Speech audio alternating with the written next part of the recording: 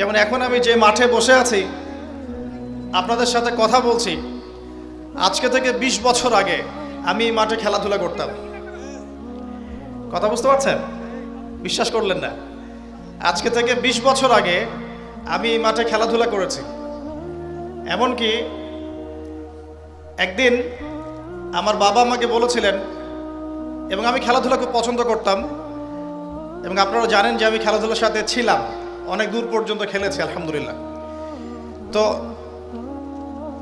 আমার বাবা আমাকে বলছিলেন যে খেলাধুলা করতে যেতে ইচ্ছা করছে।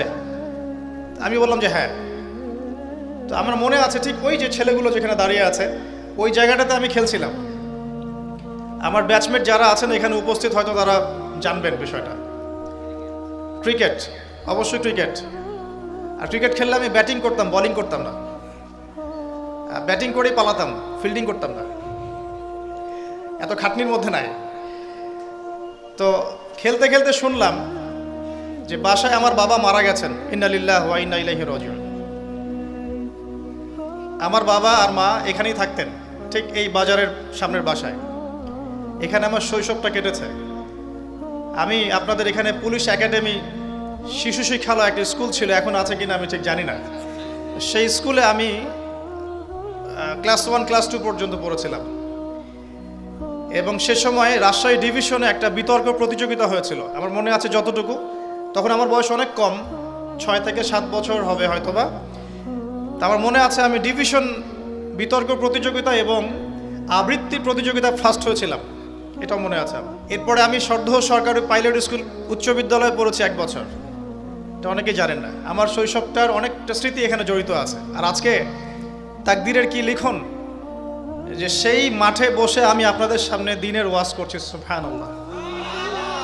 আল্লাহ পাক কিভাবে মানুষের তাকদীর লিখে রাখেন। হয়তো সেদিন আল্লাহ পাক আসমানের উপর থেকে দেখছিলেন এই ছেলেটা যেখানে খেলছে আর 20টা বছর পর সে এখানে ওয়াজ করবে, তাই না? আল্লাহ পাক সব জানতেন না? দেখুন আমরা এখানে যারা উপস্থিত আছি আমরা দোয়া করি আল্লাহ পাক সবাইকে জান্নাত দান করুন।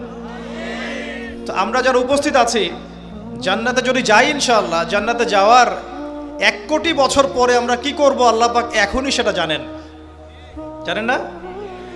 আবার আল্লাহ না করুক কেউ যদি জাহান্নামে যায়, জাহান্নামে যাওয়ার 1 কোটি বছর পর সে কি শাস্তি ভোগ করবে আল্লাহ পাক এখনই সেটা জানেন। আল্লাহ রাব্বুল আলামিন এই সময়ের ঊর্ধ্বে, এটাই বলি আমরা আল্লাহু আকবার। আরো ঘটনা আছে, বলতে গেলে আজকে ওয়াদের সময় শেষ হয়ে যাবে। আমার পাশে ওস্তাদকে দেখছেন, এই যে ছোট ছেলেটা তেলাওয়াত করে গেল কোরআন, তার চেয়েও ছোট বয়স আমার, তখন 7 থেকে 8 বছর হবে। আমার কোরআনের হাতে খড়ি হয়েছে ওস্তাদ নজরুল হুজুরের কাছে, এটা আপনারা অনেকেই জানেন না। তো আলহামদুলিল্লাহ আমি এখনো খুশি যে আলহামদুলিল্লাহ হুজুর এখনো অনেক স্টুডেন্ট পড়ান মাশাআল্লাহ, এবং অনেকে তার স্টুডেন্ট আছেন এখানে। আমার কোরআনের হাতে খড়ি হয়েছে এখানে। এবং এরপরে আমার বাবা ইন্তেকাল করার পর আমরা চলে যাই এখান থেকে, সেখানে গিয়ে আমরা রংপুরে থাকা শুরু করি আর কি। এখন আমি ঢাকার বাসিন্দা। তাকদীর ঘুরছে কিভাবে। এরপরে আরও অনেক পড়াশোনা করতে হয়েছে, মাদ্রাসার সাবজেক্টগুলো পড়তে হয়েছে, ইউনিভার্সিটিজ কভার করতে হয়েছে। বিগত প্রায় 10 বছর থেকে আমি মোটামুটিভাবে 14 থেকে 15 জন ওস্তাদ এর কাছে পড়েছি, 14 থেকে 15 জন। এই যে পড়ার পর আমি মনে করছি যে আমি ইসলামের কিছুই জানি না। আমার কাছে এখন মনে হয় ইসলামের জ্ঞান এত গভীর, যার মধ্যে কেবল ডুব দিয়েছি আমি, কোনো মণিমুক্তাও তুলতে পারি নাই। আমি কিভাবে আপনাদেরকে মণিমুক্তা দিব?